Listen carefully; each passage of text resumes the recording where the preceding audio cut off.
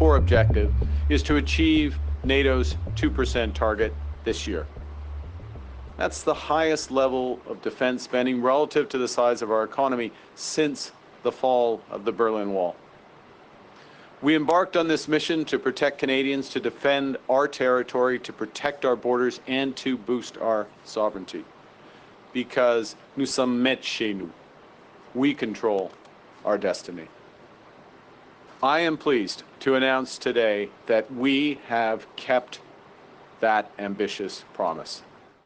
For the first time in decades, Canada has met NATO's benchmark of spending 2% of GDP on defence, a target that had long seemed out of reach. The questions remain about whether Canada has the capacity to keep that number in the future and where it will come from, that money. Let's bring in our Sunday Scrum. Stephanie Levitz is a senior reporter in the Globe and Mail's Parliamentary Bureau here in Ottawa. Robert Benzie is the Queen's Park Bureau Chief for the Star, Toronto Star.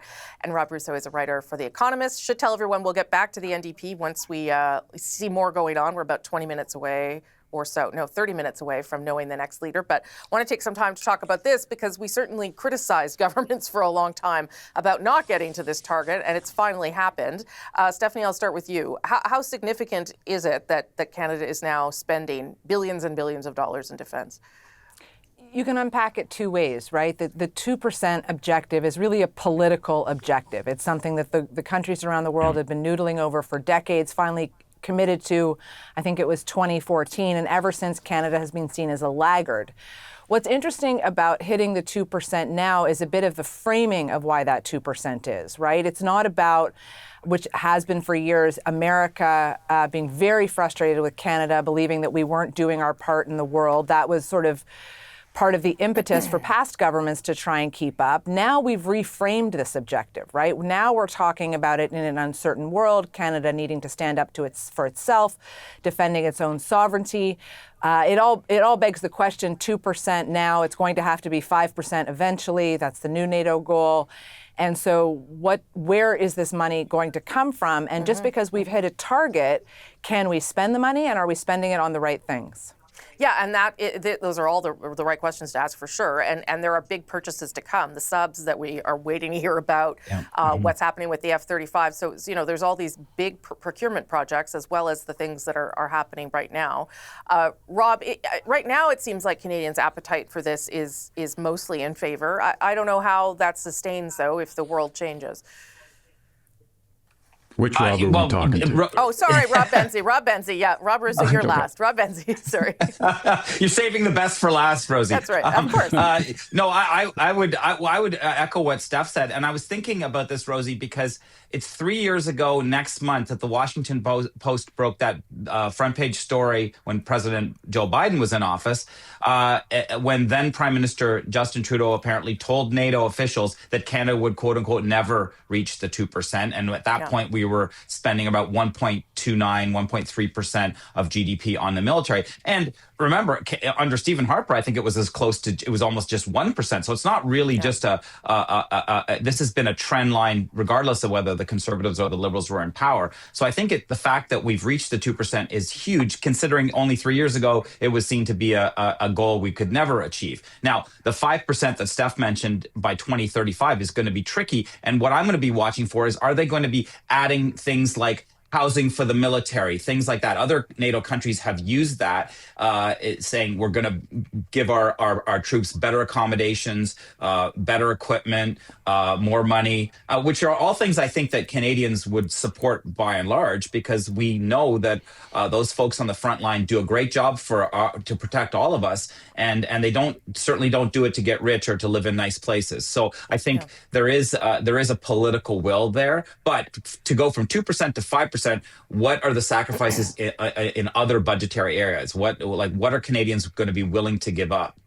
Yeah, and certainly that's where some of the money is going, to give them pay raises. Yeah. I think I'm just going to use your last names now, because I've screwed up everybody. So Russo. No, I'm Rob the Lesser. All right, Russo. What do you make of the spending and what it tells us, I guess, about this government's priorities in this moment? Well, I think we're past now an embarrassing era. The embarrassing era was when the bill always came for defense, Canada would suddenly have its arms shrink down to alligator arms. We couldn't reach the bill. And so that embarrassing era is over. We're going to find out on Wednesday. I mean, we have an idea already because of the main estimates, but Wednesday we begin the new fiscal year, and departments are going to begin to feel where the cuts are coming to pay for some of this. Global affairs, tourism, science. Those are some of the areas of government that are being cut back in order to pay for this. There's some $30 billion in cuts coming in the next fiscal year. So it will begin to bite immediately. The problem has been in the past years that we have been incapable of actually spending this money when it was there.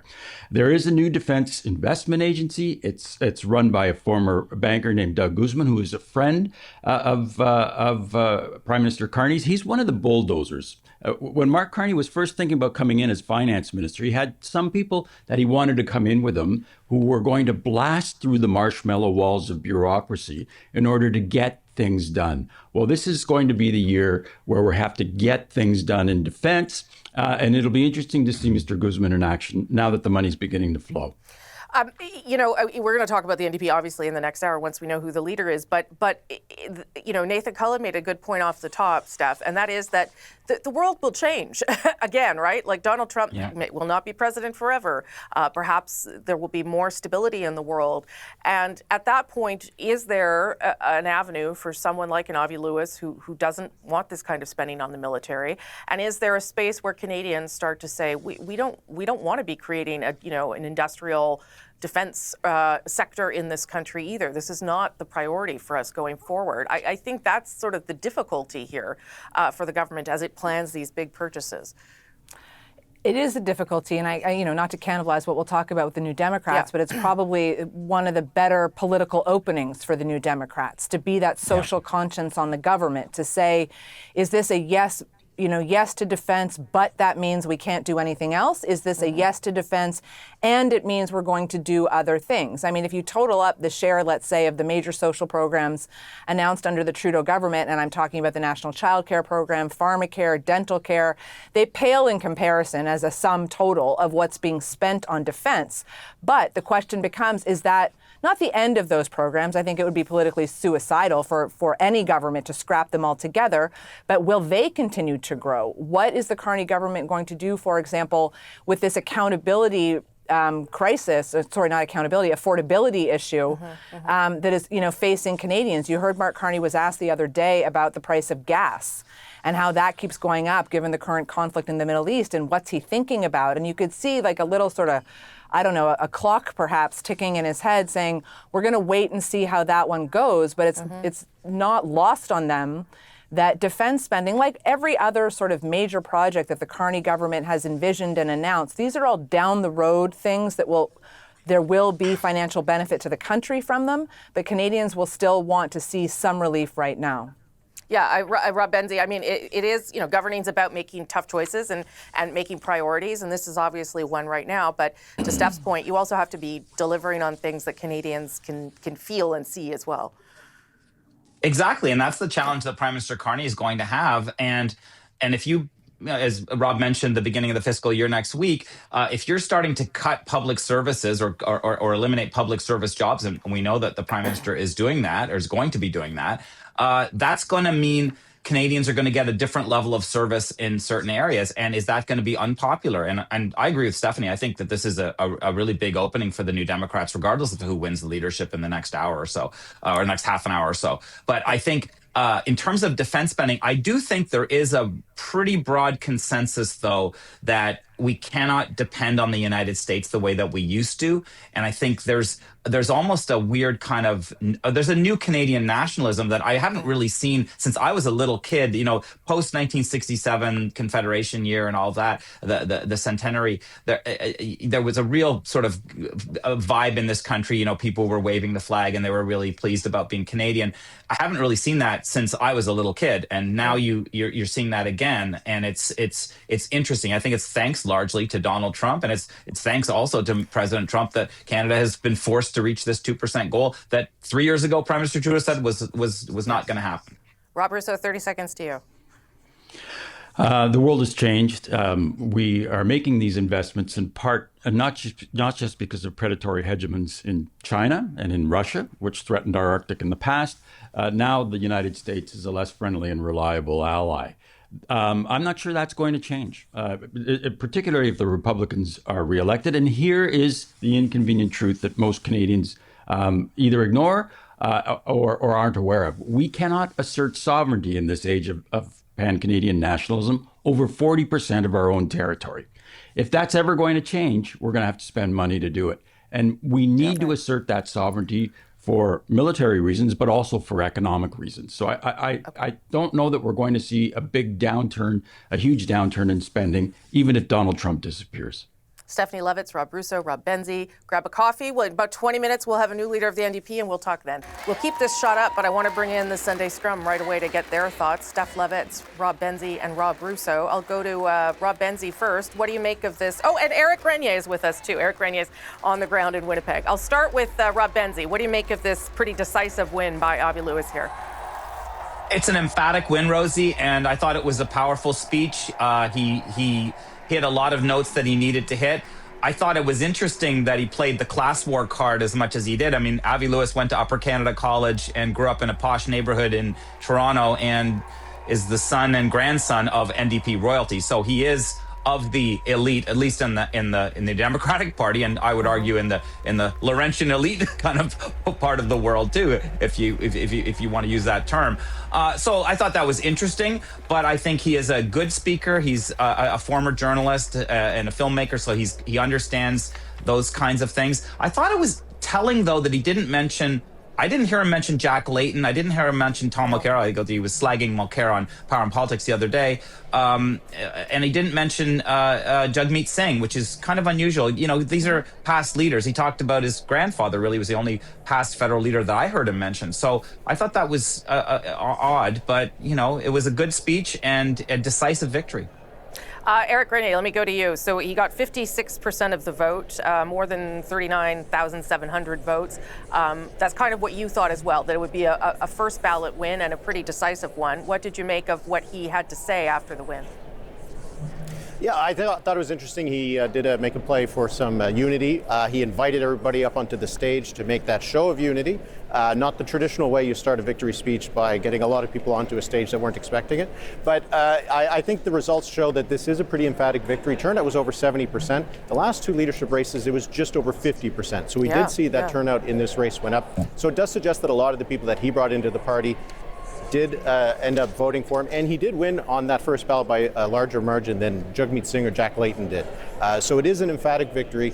But yeah, I think the challenges are going to be going forward about unity within the party, not just within the federal party. I did see, you know, during some of his applause lines, some people did not get up from their chairs, but also with the unity within the sections, the provincial sections.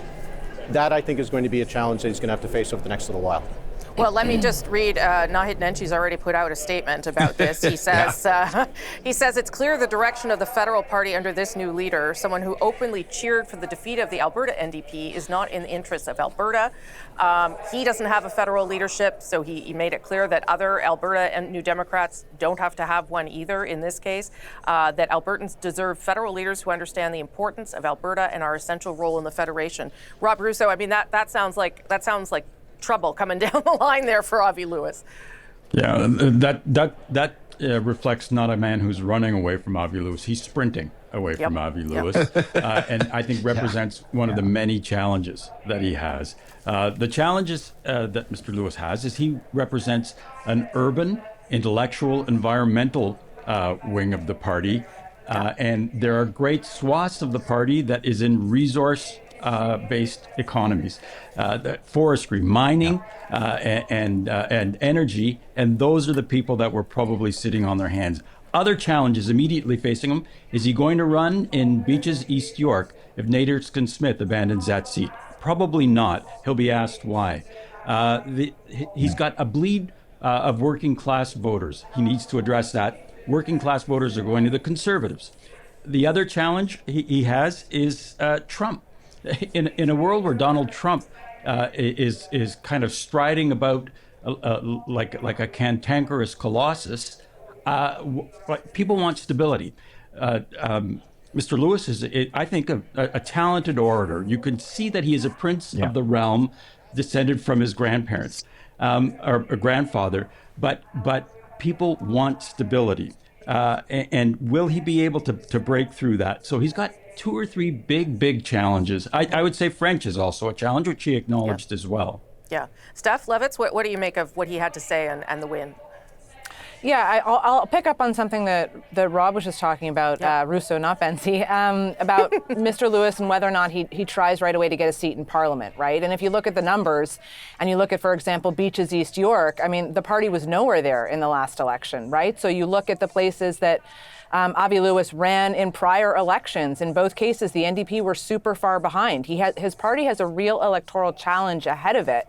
And it is well and good, I think, for, you listen to folks in the convention, you listen to Avi Lewis sort of talking about winning and forming government. And obviously, you need to have your eye on that prize because otherwise maybe it's a bit self-defeating. But is that really the role for Avi Lewis and the New Democrats now? Is that realistic as our politics polarize more than they do? And I don't know how Mr. Lewis will position himself in the party. Do they become effectively the progressive left challenger for the Liberals, which is to say they occupy that energy, they occupy that space?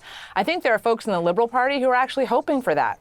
They're hoping that a real challenge from a progressive left party led by Avi Lewis will force Mr. Carney to shore up that side of the Liberal Party flank. And we see him already doing that. I mean, he's recruited an Ontario NDP candidate. He's gotten an Ontario NDP MP, federal NDP MP to cross the floor to him. Yeah. But that part of his wing is weak, to borrow a phrase that Don Davies said, a bird needs a left wing. Well, so does Mr. Carney's bird if he wants to keep on flying.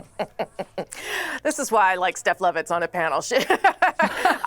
And Eric, just speaking of seats, Avi Lewis doesn't have a good track record. He's run twice before. I actually had totally forgotten that he ran in the last election and lost. So he also needs to prove that he has the ability to win more than just a leadership race. Yeah. The worst way to do that is to lose a by-election. I think that is the really challenge for him. Sure. Beaches East York, the NDP used to hold it, but it's been a while since they last did. Things have changed in the last 11 years. And if he wants to run where Alexandre Boulgaris is expected to step down in Montreal, the challenges that Rob Russo mentioned with his French then become apparent. So there's not a lot of good options. He's only got 6 MPs for now. And will any of them want to give up a seat and hand it over to Lewis, who might not have he might not be able to hold it? So he doesn't really have a good option right now. It's not like he has a caucus of 100 and he can pick and choose the safest seat among them like Pierre Poilievre was able to do. There's no safe NDP seat right now. No, and though it doesn't seem like he has any, he doesn't seem like, that he really wants a seat right away. And maybe it's because there's other things to do that don't involve being inside the House of Commons. Benzi, let me ask you about some of his messaging, because this isn't just an NDP leader, a socialist. Avi Lewis, I think we could describe as an anti-capitalist, given much of what he had to say there, going after, as to your point, going after the wealthy, going after the rich, and making some suggestions about the Liberal Prime Minister that, frankly, I think you could dispute the accuracy of them. The idea that Mark Carney is following in the footsteps of the U.S. president being one of those points. But give me your sense of those kinds of messages that he had there.